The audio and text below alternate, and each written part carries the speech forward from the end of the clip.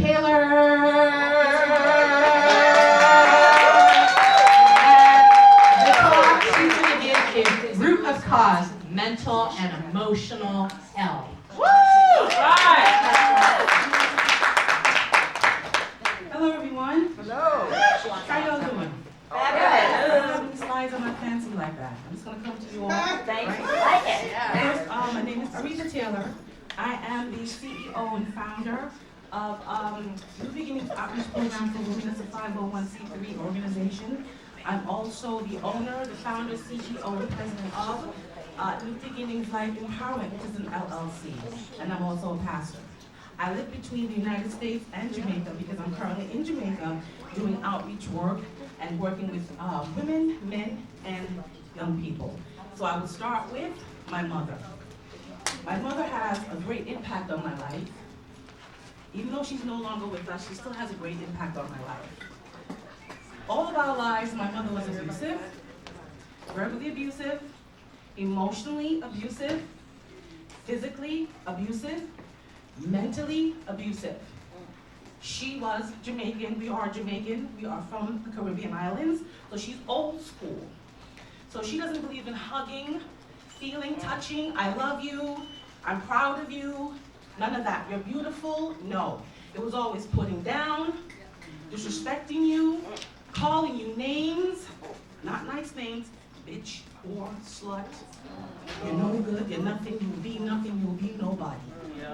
And this is how she spoke to 8 of her children. I am the last of 8. So my mother did this all of our lives because she had issues. She had traumas which stemmed into mental and emotional pain. My mother was broken. Broken. To have 8 children and to raise 8 children on your own in poverty. No husband, no baby fathers, just her. She was damaged, broken, hurt, angry. And this is what we got from her. The brokenness, the anger, the disrespect, the bitterness. There was no love in the house. And my mother was supposed to help us to become our better selves, our better us, but she didn't. She broke us down. She broke us down.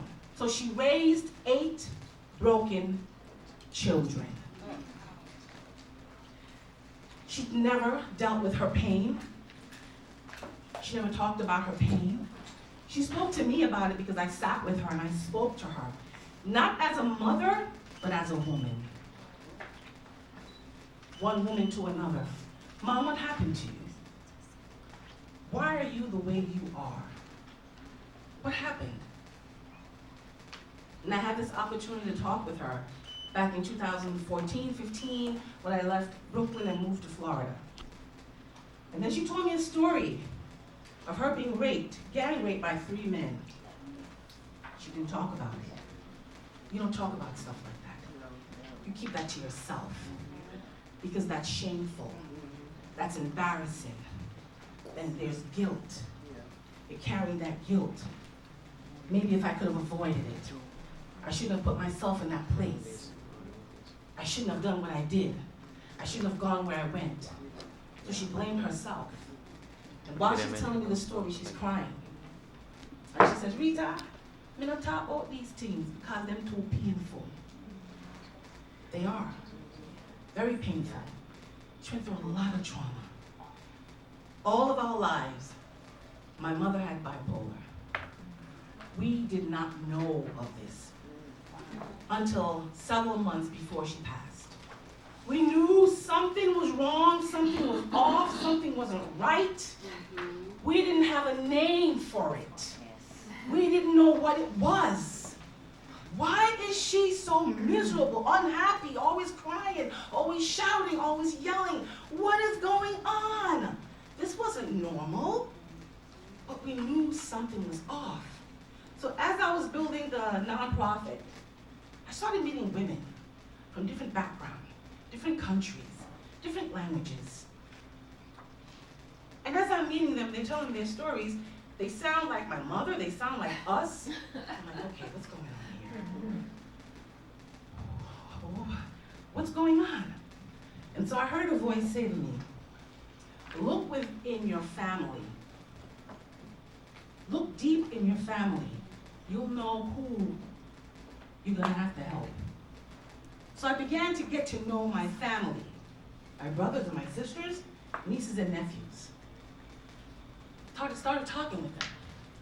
Found out that some were raped, some were molested, some were prostitutes, some were strippers, some were drug addicts, alcoholics. Broke me. Bipolar, depression. I suffered through depression as a child. I contemplated suicide because it was so hard. Got pregnant at 15, had a child at 16. Was homeless for 4 years. These were the women and young girls I was meeting. So I didn't have to go out to look, to seek for my purpose. My purpose found me. My purpose kept coming to me. I kept meeting my purpose. So I had no other choice but to build that organization. How can you hear these women's stories and these men's stories and not do anything about it? So fast forward, 2018, I said, all right, let me go visit my mom, because she now moved from Florida to Jamaica. She's now 92. So I says, I know she's gonna die. I felt it. I need to go and see her before she passes, because there were some unresolved issues there. Gotta get to the root. Yeah. Gotta get to the root. Yeah. So I went back and I saw her. I was there in Jamaica for a whole month. And she wasn't really in her right mind, but she was in her right mind. Like, she recognized me. We were having conversations. And I said, I have some stuff I need to take care of later on. She goes, what do you have to do? I said, well, I have to go to church because, I'm here doing community work. And my mom, for the first time, she comes over and she says, Rita, what you're doing, don't stop doing it. Let nothing get in your way of doing this. You keep doing God's work. This is a purpose for you to do. She said, do you hear me, my daughter? I said, yes, Mom. I got her blessing. A few days later, I went to visit my mom at the hospital. She had to get her leg amputated, right? Not knowing that would be my last time seeing her. I knew it, but I didn't want to accept it, So when I'm leaving the hospital, she says, Rita, when will I see you again? I said, Mom, you'll see me again one day. You'll see me again one day. And I left the hospital and kissed her. The last day I saw my mom, she was the sweetest, the most sweetest woman, the most loving. She hugged us and she kissed us. We never, ever had that before. My brothers were crying. And my brothers, they stand 6'3" and 6'5", adult men, and they were crying. I saw who my mother was supposed to be before that thing took her from us, that illness, sweet woman. And the day that I flew back to Florida, she passed.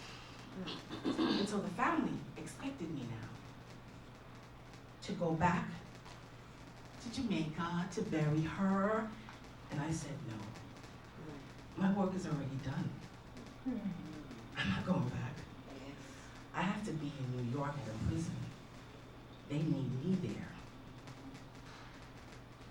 My mother, my work with her, done. So y'all go do what y'all got to do. Fast forward, a few weeks ago, I'm sitting alone. I like to self-reflect, examine myself, make sure that I'm good in here and in here. do a lot of praying, read a lot of Bible, and talk to God.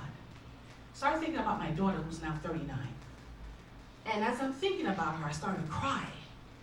And I'm asking God, where is this coming from? Where is this coming from? He took me back to the delivery room. I was giving birth. I was 16 years old, all alone. No one there with me while I was giving birth. Not one family member, not one friend. By myself. Trauma. He took me back there. Then I began to cry. The 16-year-old was crying. Not the 55-year-old, but the 16-year-old. But I was crying because I didn't see the church. Then I heard the voice of God say, call the pastor. Let him know how you feel. So I'm thinking, where am I find this pastor at? 39 years now. He said, you gotta talk to him. So I get on Facebook, and I link up his son. So I need to talk to your dad. He says, all right, I got you. He sent me his father's number. I don't know if you guys remember, like a month ago, Facebook crashed. Yeah. As soon as he sent it, boom, it crashed. I was like, what in the world is going on? So I had to link another friend for her to link him to give me the number. So I called the pastor, like 89 years old now. Pastor Gray, this is Aretha. You remember me? He's like, Aretha. Sister Marcy's daughter? Yes. You remember me? Yes, I remember you. I said, what's going on? So we start small talking. I said, I have something to talk to you about. Remember when I got pregnant? My mom and I, we sat down and we talked with you. And told you the situation. He said, yeah, I remember. I said, but you put me off the church choir. Why did you put me off the church choir? He says, Aretha, I was doing it to protect you. People would have been talking, they would have been asking questions, judging you. I said, but we never had a conversation. You just told me, get off the church choir. As I'm talking to him, my body begins to vibrate, and I'm crying. And I say to him, did you blame me? Were you angry with me? Were you upset with me? Were you disappointed in me? Because I looked at you as a father figure. I didn't have a father figure. He said, no, I was not upset with you. I was not angry with you. But I did it to protect you. You should have told me. Not only that, where was y'all after the baby was born? No one came to see me. No one sent me a care basket. No one picked up a collection. Did you know I was homeless for 4 years with my daughter? Did you know that? I said, you guys rejected me, abandoned me, shamed me, embarrassed me, and disgraced me. He says, Aretha, that was not our intention. That wasn't our intention at all. I said, okay, but let me tell you what you should have done. I said, as a leader and as a pastor, let me tell you, because it may happen to me one day, what y'all did was wrong. Now that you're passing the baton to your son, you need to school him and let him know not to do that, because the impact that it had on my life, you don't want to do that to anybody else again. You don't ever want to do that. I said, you all hurt me. Maybe that was not your intention, but that's what you did to me. So he goes, so you're a pastor now? I didn't know that's what you wanted to do. I said, that's not what I wanted to do.